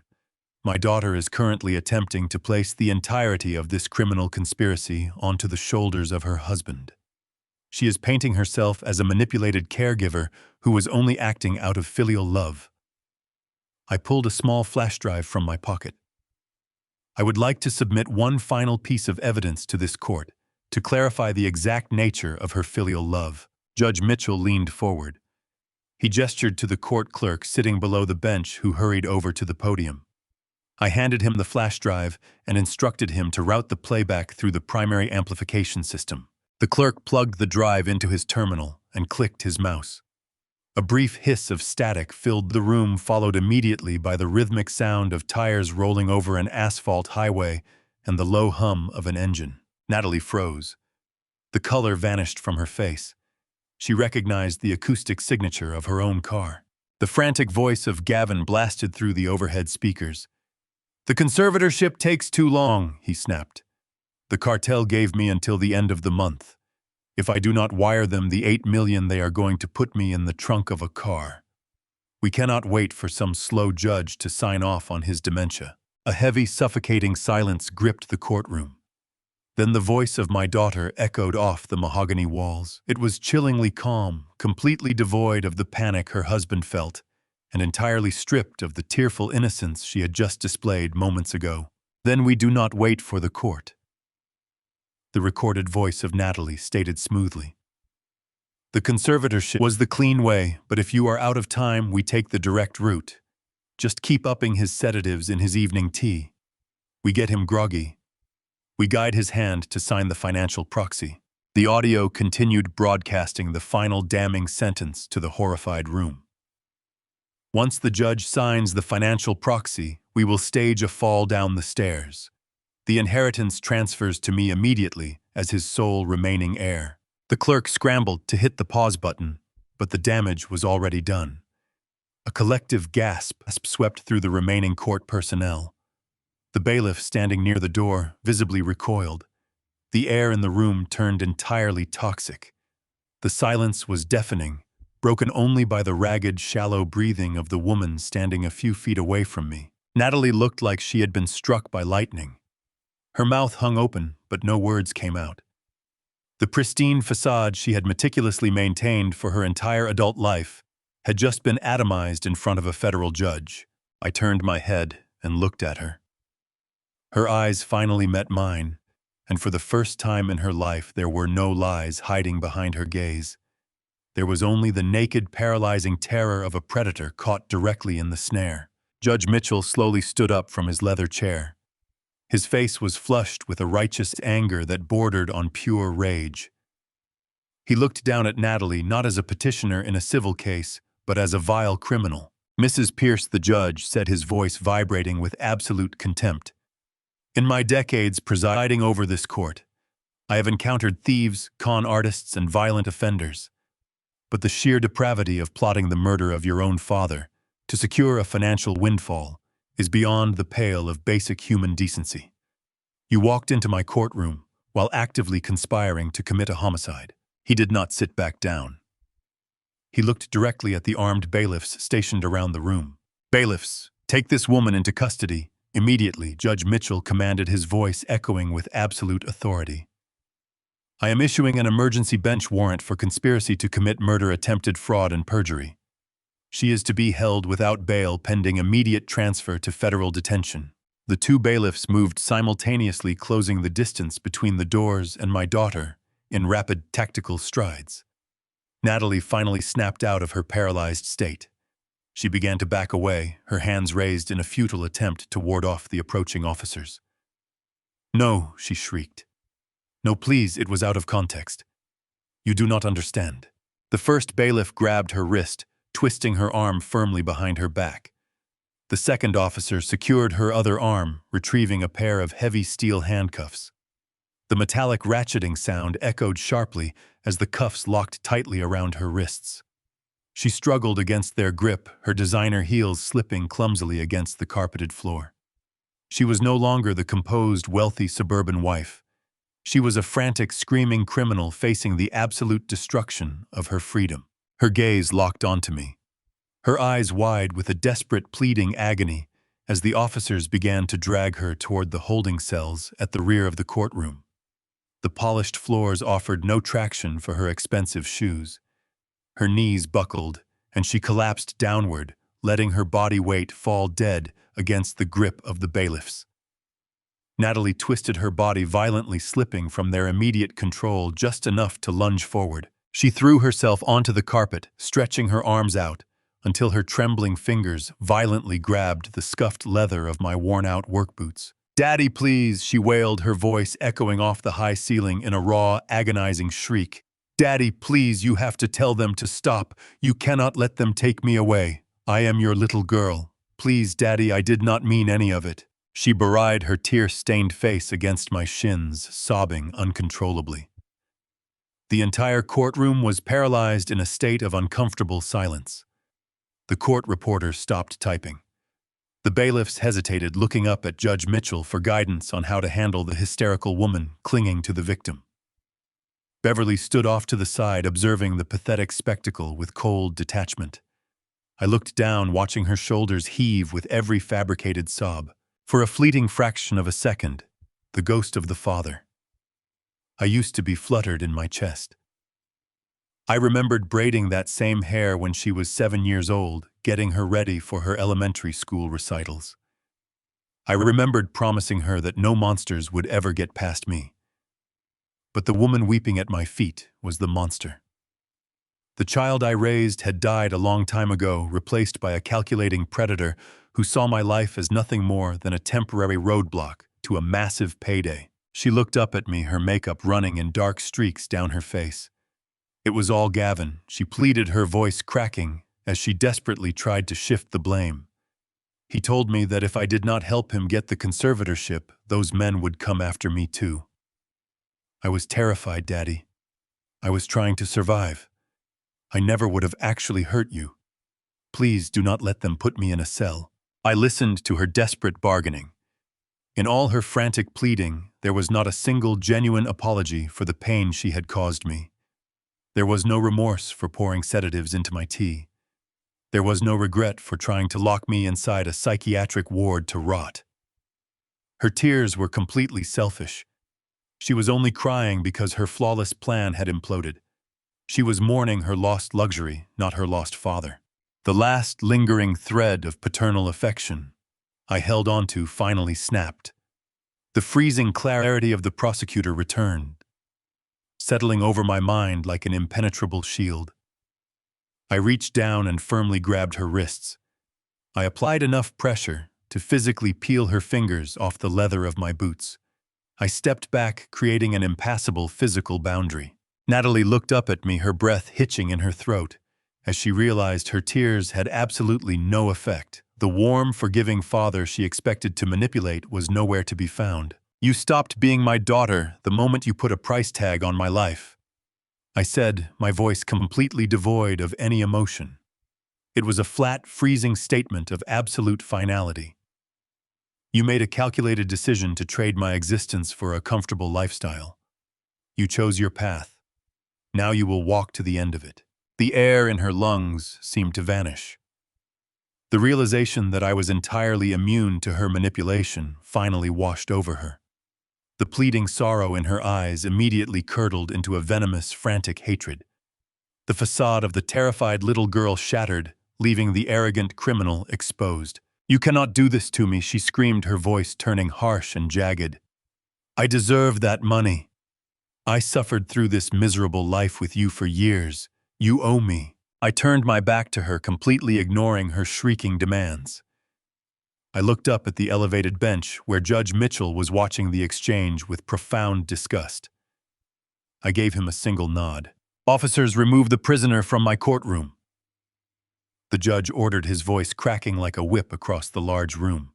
The two bailiffs grabbed Natalie by her arms, hoisting her roughly to her feet. She kicked and thrashed, her shoes flying off and tumbling across the carpet. She screamed obscenities as they dragged her backward down the center aisle. The heavy oak doors at the back of the courtroom were pushed open. Her frantic yelling spilled out into the corridor before the doors slammed shut with a definitive thud. The sudden silence was absolute and ringing. Judge Mitchell let out a long, weary sigh. He took off his reading glasses and pinched the bridge of his nose, processing the sheer emotional violence of the morning. He picked up his wooden gavel and struck the sounding block. "This emergency petition is formally dismissed with prejudice," he announced for the official record. "The respondent, Harrison Caldwell, retains full, absolute, and unimpeded autonomy over his person and his entire estate. The court is adjourned." He stood up, gathered his robes, and exited through the side chamber without another word. The legal storm was officially over. The trap had been triggered, the predators had been captured, and my life was securely my own again. I stood in the empty space near the podium, feeling the heavy weight of the silence. Beverly walked over quietly, stopping a few feet away from me. She knew better than anyone that surviving a war does not mean you walk away uninjured. "We did exactly what had to be done, Harrison," she said softly, her tone carrying a quiet respect. "They would have buried you by the weekend if we had not dropped the hammer today." I nodded slowly, buttoning the top of my old faded flannel shirt. "I know, Beverly," I replied, my voice low and incredibly tired. "But knowing you did the right thing does not make the house feel any less empty when you go back to it alone." We walked out of the courtroom together, passing through the heavy doors and entering the brightly lit marble hallway of the federal building. The adrenaline that had fueled my flawless performance over the last 72 hours was rapidly fading, leaving behind a hollow, freezing exhaustion. I had won the absolute victory. I had protected my inheritance. I had secured my physical freedom. But the emotional battlefield was littered with devastating casualties. I walked out as a man who had entirely lost his family, forever severed from the bloodline I once cherished deeply. The ride back to my countryside farmhouse was quiet. I sat in the passenger seat of the car, watching the gray suburban landscape roll past the window. The trees looked barren, the sky looked cold, and the future looked incredibly vast and entirely solitary. I had secured the fortune my estranged brother left behind, but the wealth meant absolutely nothing if I simply went back to pretending to be a retired, broken old man. The betrayal had torn down the quiet life I had built, but it had also cleared the foundation for something entirely new. I was a free, wealthy man, but I was also entirely alone. I must now rebuild my life from the ashes of this betrayal. I must claim the legacy waiting for me. The war was finally over, but the actual work of repairing the damage was just about to begin in earnest right now. 1 week after the wooden doors of the courtroom slammed shut behind my screaming daughter, I stepped out of a town car onto the pavement of Wall Street. The suffocating air of my farmhouse felt like a lifetime away. For months I had played the role of a decaying, forgetful old man. I had worn faded flannel scuffed boots and the slumping posture of defeat. Today, that disguise was completely abandoned. I was wearing a bespoke midnight blue suit tailored to my exact measurements. The fabric was immaculate, the cut sharp and unforgiving. My silver hair was neatly combed, and my posture was rigid, forged by decades of commanding federal courtrooms. I was no longer the tragic victim of elder abuse. I was Harrison Caldwell, and I had arrived to claim what was mine. I calmly walked into the towering glass skyscraper that securely housed the prestigious law firm handling my late brother and his massive estate. The expansive lobby was a modern cathedral of highly polished marble. Armed security guards carefully watched the bustling morning crowd with practiced professional scrutiny. I boldly bypassed the main reception desk entirely and stepped directly into the private elevator specifically reserved for wealthy executive clients. My reflection silently stared back at me in the shining mirrored doors. The man looking back was not the broken father who wept alone in the dark. He was the apex predator of the Eastern District, fully awakened from a very long and quiet hibernation. I was ready for this next step. The elevator gently chimed, sliding open onto the 50th floor. The reception area was intimidatingly quiet, specifically designed to project absolute wealth.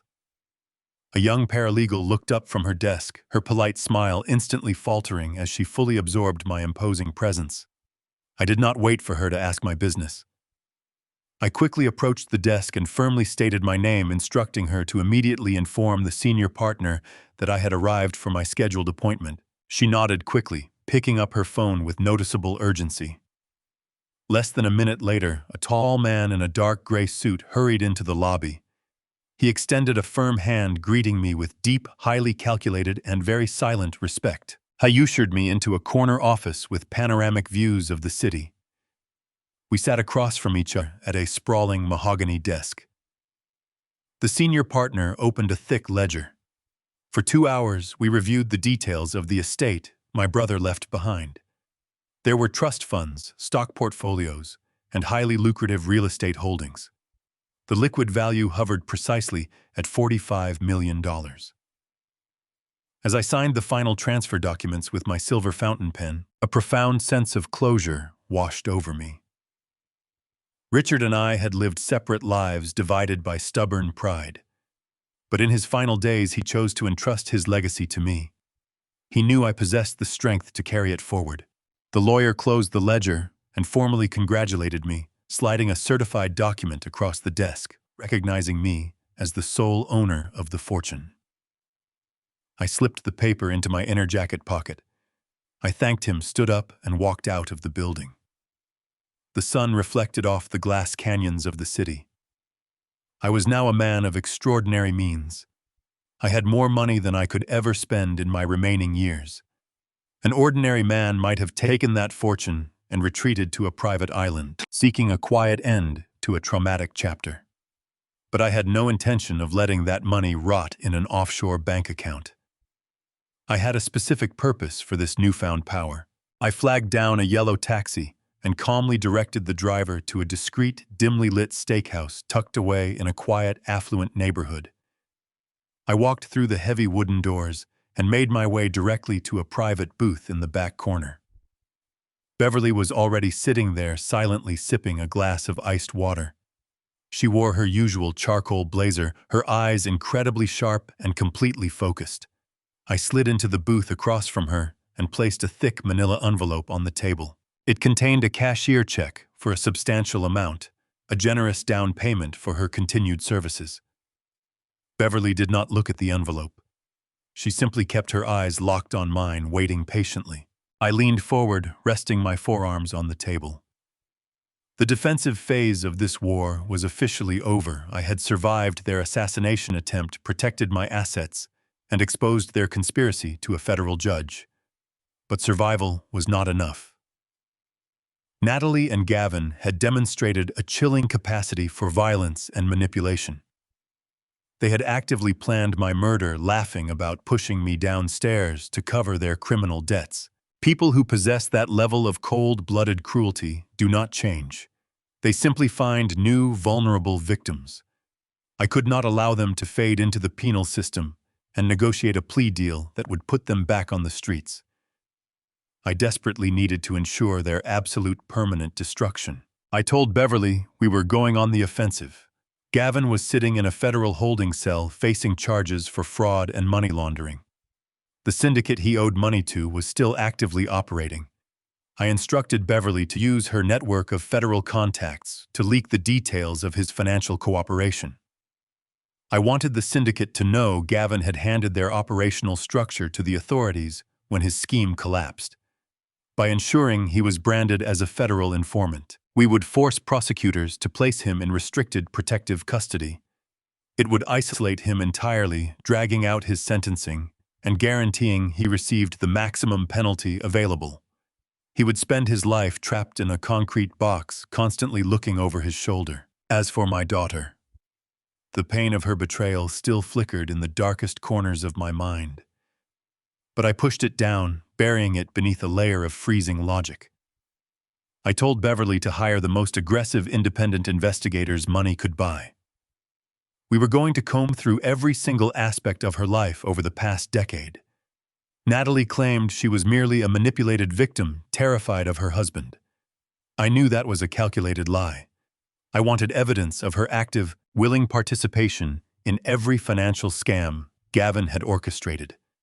I wanted every fraudulent signature, every hidden transfer, and every piece of stolen property documented and handed directly to the federal prosecutors on a silver platter. Beverly took a slow sip of her ice water, a grim, highly approving smile touching the corners of her lips. She fully understood the assignment perfectly.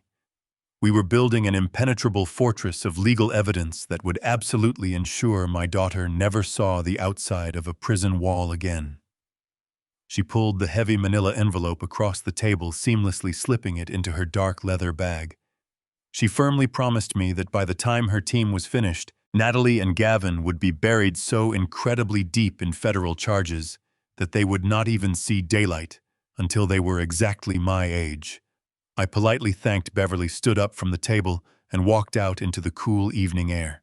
Beverly delivered on her promise, with terrifying efficiency. 6 months after that quiet dinner at the steakhouse, I found myself sitting in the gallery of a federal criminal courtroom to witness the culmination of her work. The air in the room was sterile, completely lacking the electric shock of our initial probate hearing. This was simply the methodical, crushing machinery of justice, grinding my former family into dust. Gavin, true to his cowardly, parasitic nature, had completely turned on Natalie the very moment federal agents presented him with Beverly's impenetrable mountain of evidence. He sat at the defense table in a bright orange jumpsuit, his expensive cologne replaced by the harsh chemical scent of institutional bleach. He testified for 3 grueling days, detailing exactly how Natalie had obsessively researched the lethal dosage of my sedatives and meticulously planned the timeline for my so-called accidental fall down the basement stairs. Natalie looked entirely unrecognizable. Her pristine beige trench coats, perfectly manicured hair, and designer handbags were gone, permanently stripped away, to reveal a hollow, shivering woman facing 30 years without the possibility of parole. When the federal judge finally delivered the crushing sentence, she didn't scream or wail like a petulant, terrified child anymore. She simply collapsed inward, a broken shell of a predator who had finally been devoured by the very trap she helped construct. As the marshals led them away in heavy iron chains, their wrists shackled tightly to their waists, neither of them dared to look up at the public gallery. They knew I was there, sitting motionless in the back row. I watched the final curtain fall on their miserable, greedy lives, knowing the Caldwell legacy was finally washed completely clean of their toxic corruption. I turned my back on the courtroom doors forever, finally ready to build something that mattered. The cool evening air of the city felt remarkably different against my skin that night. It no longer carried the heavy, suffocating weight of betrayal and impending doom. It tasted entirely like absolute freedom. Over the next 3 weeks, I systematically dismantled the remaining physical remnants of my previous life. The isolated farmhouse, with its creaking floorboards and walls poisoned by the memories of my daughter pretending to care for me, was placed immediately on the market. I sold it to a young, eager family, looking for a quiet start, leaving the keys on the kitchen counter without a single glance backward. I did not need to hold on to the shell of a home that had been turned into a hunting ground by my own blood. I instructed my real estate broker to find something that reflected my restored status and provided absolute impenetrable security. He quickly located a breathtaking, sprawling stone manor situated on 70 pristine acres of gated property outside the city limits. It featured high perimeter walls, advanced biometric security systems, and a long sweeping driveway lined with ancient oak trees. It was a formidable fortress. It was exactly the kind of sanctuary a man requires when he is preparing to launch a new aggressive chapter of his life. The manor was entirely too large for one man to maintain, which brought me to my very first official act of business. I picked up my phone and dialed the number I had saved for Maria. She was still in Florida, staying with her sister, using the cash I had given her to finally rest and recover from the shock. When she answered, her voice was highly cautious, likely fearing that Gavin had somehow found a way to track her down and execute his legal threats. I quickly reassured her that Gavin was currently sitting in a federal holding facility, completely stripped of his assets and facing decades behind concrete bars. I listened to her let out a long, shuddering breath of profound relief over the receiver. I told her I had purchased a new estate and that I desperately needed an estate manager I could trust with my life. I formally offered her the position, guaranteeing her triple her previous salary, full comprehensive health benefits, and a private, fully furnished guest cottage on the property for her and her growing grandson. The line went completely silent for a moment before she broke down into tears of absolute joy, thanking me repeatedly for my generosity. I told her the gratitude was entirely mine. Loyalty in this world is an incredibly rare commodity, and when you find someone who possesses it, you ensure they are rewarded beyond all measure. With my personal life secured and my home established, I turned my full, undivided attention to the substantial wealth my brother had entrusted to me. I had absolutely no desire to spend my remaining years quietly playing golf or lounging on a tropical beach. The fire that had been reignited inside my chest during that courtroom battle demanded to be continuously fed. I funneled $20 million of the inheritance into establishing a high-powered, highly specialized legal firm. I named it the Dalton Justice Foundation, adopting my late brother's middle name as a permanent, enduring tribute to the man who made this entire resurrection possible. The foundation had one single, unwavering mission. We provided aggressive, entirely free legal representation to elderly victims suffering from financial abuse, guardianship fraud, and familial manipulation. I leased a sleek, modern office space in the heart of the bustling financial district and personally hired a dedicated team of 12 ruthless, incredibly hungry young attorneys. I deliberately looked for lawyers who reminded me of my younger self, professionals who viewed the law not just as a career, but as a heavy weapon designed to protect the vulnerable from the powerful. I rigorously trained them to spot the subtle signs of coercion, to trace hidden offshore accounts, and to relentlessly prosecute greedy family members who viewed their aging parents as nothing more than disposable bank accounts. The Dalton Justice Foundation did not just win cases. We sent terrifying shockwaves through the predatory ecosystem of elder abuse. We became the absolute last line of defense for those who had been silenced by the people they loved the most. I recall one of our very first major victories clearly. A frail 82-year-old widow named Clara was brought to my office by a concerned neighbor. Clara's youngest son had covertly drained her life savings, forged her signature on a reverse mortgage, and was actively attempting to evict her from the home she had lived in for 50 years so he could sell the land to a commercial developer. He had hired a team of aggressive corporate lawyers who thought they could effortlessly steamroll a terrified old woman into submission. When we met them in civil court, I personally took the lead chair. The arrogant smirks on the faces of her son's legal team evaporated the exact moment I began systematically dismantling their forged financial proxies with the same ruthless surgical precision I had used to dismantle Gavin's Ponzi scheme. We didn't just stop the eviction. We countersued for massive punitive damages, legally froze the son's personal assets, and handed a mountain of undeniable evidence over to the district attorney for criminal fraud charges. Watching the profound, tearful relief wash over Clara's face as the judge ruled in our favor was a sensation that completely eclipsed any federal conviction I had ever secured in my youth. The work gave my life a profound, razor-sharp purpose that kept me energized every single day. We quickly became an absolute nightmare for corrupt conservators and greedy relatives across the entire state. Every time my team tore apart a fraudulent medical evaluation or legally froze the assets of an abusive child, I felt a deep, resonating satisfaction warming my soul. I had taken the worst, most devastating betrayal of my entire life and forged it into an instrument of absolute, unyielding justice. I was no longer just surviving the twilight of my years. I was actively hunting the predators who preyed on the weak, ensuring they faced the same devastating consequences my own daughter and son-in-law were currently experiencing in federal prison. The news of our courtroom victories spread rapidly, bringing a steady stream of desperate, terrified clients to our doors, seeking the exact kind of salvation I had orchestrated for myself. Our success rate was immaculate, driven by the absolute certainty that we were fighting for those who could not fight for themselves. We were building an unbreakable shield for the forgotten, ensuring that no elder would ever have to face their abusive relatives without a powerful advocate standing fiercely by their side in the courtroom. It is a rainy Tuesday morning as I sit here now. I am positioned comfortably behind my massive mahogany desk in the sprawling corner office of the foundation. The walls are lined with heavy legal volumes, and the large floor-to-ceiling windows overlook the sprawling, busy city below, rain streaking down the thick glass in steady streams. The heavy wooden door to my office opens quietly, breaking the comforting silence of the room. One of my brightest young attorneys steps into the space, holding a thick manila folder tightly against her chest.